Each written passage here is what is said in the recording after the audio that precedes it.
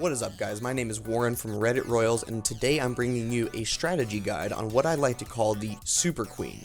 Now, the point of the Super Queen is to get really deep into those bases that have a lot of dark elixir. It's meant to be a very surgical, planned attack, well, at least after the initial part of it anyway, that allows you to get very deep within a base without using any dark elixir as an investment. Now, a lot of people like to use attacks like Balloonion, which work great. They get you very deep into bases, but the one problem is it requires you to invest a pretty significant amount of dark elixir to get the, just the army built. Now, that's fine, but it does cause you to have a little bit of a slower progression, right? Let's say every time you're getting 2,000 dark elixir with that attack strategy, but maybe it's costing you 600 just to build, the camp. With this strategy, there is 0 dark elixir investment, which means that you're making essentially that much more every time you raid because you don't have to make that initial investment. Now, the star of the show is obviously going to be the Archer Queen. Now, to do this strategy, I highly recommend at least a level 10 to 15 Archer Queen at the very beginning. And the reason for that is, she'll survive with 8 healers, but you won't really get anywhere because she's just not powerful enough to really, blow through walls and blow through a bunch of defenses. That and her ability isn't as strong. It's really nice to have her ability to get you through those really tough situations, and the longer that lasts and the more shots you can get through, the longer those healers have to heal her up, and it can really help you out, take out, a bunch of defenses when you're really struggling, or to take out some clan castle troops if that's what you're using it for.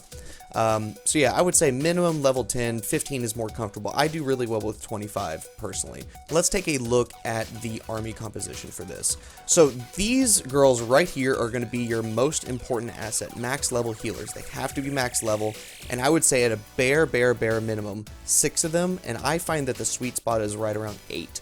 The reason for that is you can get by with 7, you can maybe squeak by with 6, but 8 really keeps you topped off in those really heavy situations. And if you lose 1 or 2, just do an accident or maybe an air defense getting 1, then it's really not that big of a deal. It's not a game breaker. These guys right here, your barbs, your wizards, and your archers are going to be your funnel troops. Now, you can sit, wizards just for pure archers if you like. Barbs and archers for your funnelers, and that works just fine. And as a matter of fact, when I'm boosting, that's what I do. It's about 20 minutes faster on the build time, so it is helpful to have that as an option. But I know I personally like to have wizards because it allows me to donate to my clan members, and it keeps my donation numbers up, so that's why I do it. But whenever I'm just going for like a straight boost section, I only use barbs and archers. And I like to bring some wall breakers along just because it does help. It does help keep the raid moving and, keeping your queen from just, hitting on a wall for, 30 seconds when you could break through it in 2. So that's my army comp. As far as spells are concerned, I keep in mind that I'm going to be raiding several times in a row. So I like to bring 2 lightning spells, 2 rage spells. Now, the reason for the lightning is, it takes out clan castle troops if you run into some, and it also allows you to snipe off little buildings if you need just that 1 or 2 extra percentage points to get the win. So you could drop that on an army camp, you could drop it on a builder's hut, you could drop it on like a hero pedestal, and it's always going to give you that little edge if you need it. Or if you have a pesky clan castle like a bunch of archers or something like that would take literally 30 shots from your archer queen to take out, then you can drop 1 lightning spell on them and be done with it, which is nice. The rage spells serve really just one purpose, and that's to rage. It rages your queen if you can, but it also rages the healers, which is nice because if you're just getting totally destroyed by, let's say, an enemy archer queen or like a really nasty clan castle troop, or if you're getting totally just wrecked by a bunch of defenses, if you don't want to use the queen's ability, not quite yet, you can drop a rage spell and it will cause those healers to do a tremendous amount of healing, and it basically makes your archer queen invincible for a few seconds, which I find is pretty cool. Okay, now let's go ahead and watch a replay that I did earlier today. Here it is. So before we even begin, let's go ahead and scout out this base, and I'll show you exactly what's going through my mind when this pops up. So notice on the available loot, we've got 2,000 dark elixir available. Now, under boosted conditions, this army comp only takes 10 minutes to make, which is great. So I usually look for 1500 to 2000 minimum. If I'm doing it, unboosted, then I like to go for 2000 just because it's going to take a little bit longer of a time. So I feel like 2000 is really the sweet spot, and that's really where it needs to be most of the time. Now, what I'm going to do here is I'm going to have my troops, those barbs and wizards in this case, barbs and wizards dropped all along here to clear out all these side buildings, okay? And that's because I want my queen, whenever I drop her, let's see, we'll go ahead and make her kind of a blue color. I want my queen to come in right here, okay, and go into this compartment to go get that dark elixir. So I'll be dropping her right about there. Now, by funneling all the troops on the sides, what I do is I force her to go into the middle, and I force her to go into this middle compartment, okay? So all my troops end up taking all these buildings on the outside, and once I get this wizard tower down, so once I go ahead and kill him, let's go ahead and put a red X on him. Once he's down, that's when I drop my my wall breakers. Now, one thing to consider is placement of the healers as well. Whenever you drop the queen, you want to make sure she's getting engaged by enemy defenses. So whether that be the wizard tower or the cannon or maybe these archer towers, you want to make sure she's taken at least one hit. And the reason for that is when you drop your healers, let's say you drop them pretty close to her, you want to make sure that they latch on to her, because if she's at 100% health and she's not getting hit at all, they're going to go all over the place to all these other troops. So make sure she's taking a little bit of damage before you drop the healers, and then once they're on there, they'll stick with her like glue. Now, one thing I did forget to mention is the clan castle. Make sure in your clan castle you're bringing only air troops, and there's a reason for that. I like balloons. You're not going to use the clan castle very often. The only time you're going to use the clan castle is to reroute her. Okay, so I'll show you an instance where I might have used the clan castle, but I didn't. But it's a good example of when you might use her. So let's go ahead and get this raid started. We'll start off with the funnel coming in from both sides. I use a two-finger approach to drop them quickly. So right up there is where those barbs are going down. All the wizards go down right after them. And look, if you look right now, I've already got a funnel planned pretty well. All these buildings on the side are gone. Almost all these buildings on the side are gone. These guys are actually going to take out these two and give me a direct line to this wizard tower, so that way she can get in that compartment and get to that dark elixir. Now, one of the reasons why the healers do not get hit by the air defenses whenever your archer queen gets close enough is the archer queen has an extended range. So you're adding the range at which she shoots plus the range of the healers, and that actually keeps you out of the range of the air defenses, which will come in handy later. Okay, so right now I'm in a pretty dicey situation. I'm handling the archer tower, the Tesla, the cannon, and another archer tower, and the king is about to come and whack my butt. So things get a little dicey here. I'm getting down into the red. I'm thinking to myself, oh gosh, what am I going to do now? When you get in this situation, you've got really one of two options. One, if you recognize it quickly enough, you can drop a rage spell and she'll get healed back up to normal.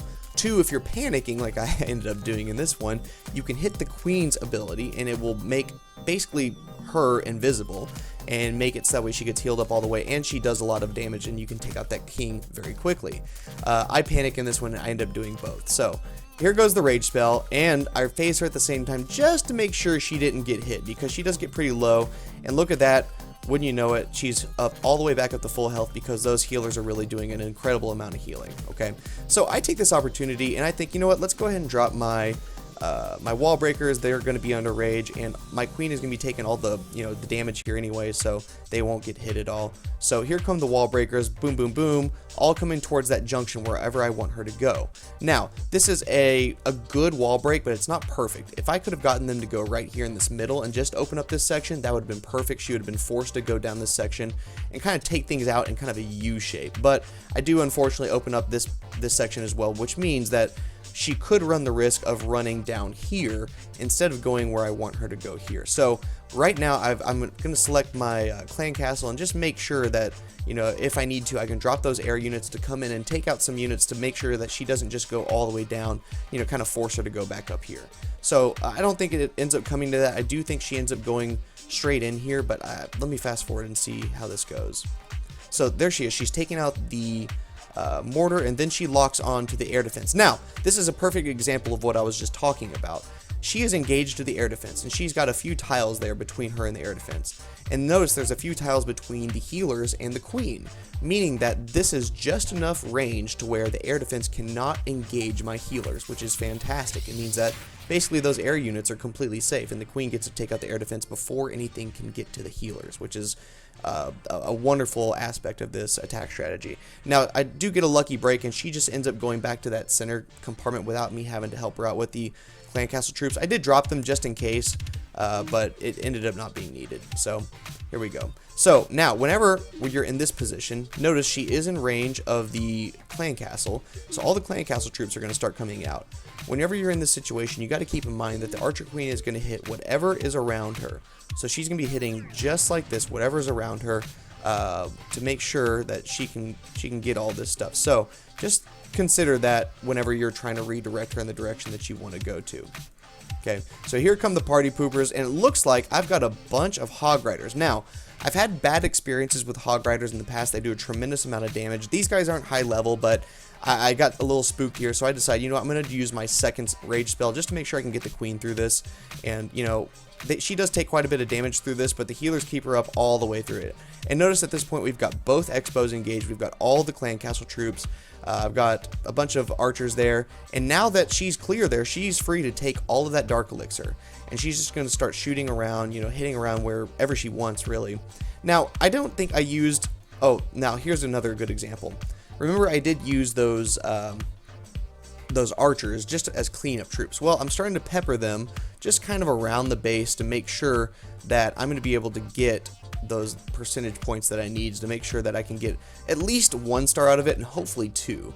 But I think I drop a few more down here in just a moment, just to make sure I can get some extra buildings. Yep, there's one, and then there should be another one that right about there. Yeah, there we go. Now, the whole time the queen's up here shooting a wall, which she will do from time to time, and that's okay. At this point, she's probably going to take out this, and I believe she goes back and takes out the town hall. Yeah, so she's locked onto the town hall now. We already know that we're at least going to get a star out of this because we really don't have any other defenses to worry about, and I've got all my other troops working on the other buildings as well. So I'm going to go ahead and fast forward here. We already got what we wanted.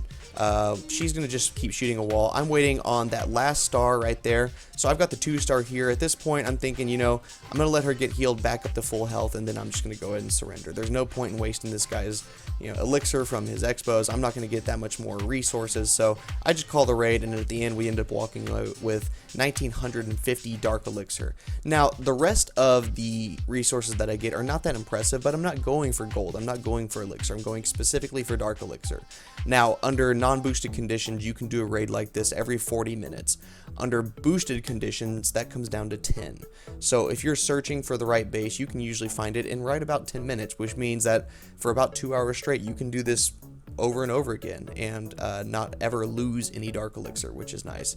I used a few more spells than I usually would have used in a raid like this. I usually use 1 or none, but this is a pretty typical raid with Super Queen, and you can do this, you know, as many times as you want, and it will almost always work. And you do have to get a little crafty with your spell usage and, you know, your queen ability usage and, you know, the usage of your clan castle, but over the time you get a real feel for how this thing works. Now, one thing I do want to note is you cannot do this against Town Hall 10s, and that's because Inferno Towers reduce any kind of healing done to your hero to 0. So Town Hall 10s are out unless you have some crafty free spell. I've seen some guys using 5 giants to absorb you know, the tendrils from the Inferno Tower, but I personally don't have that, and I don't really want to experiment with that.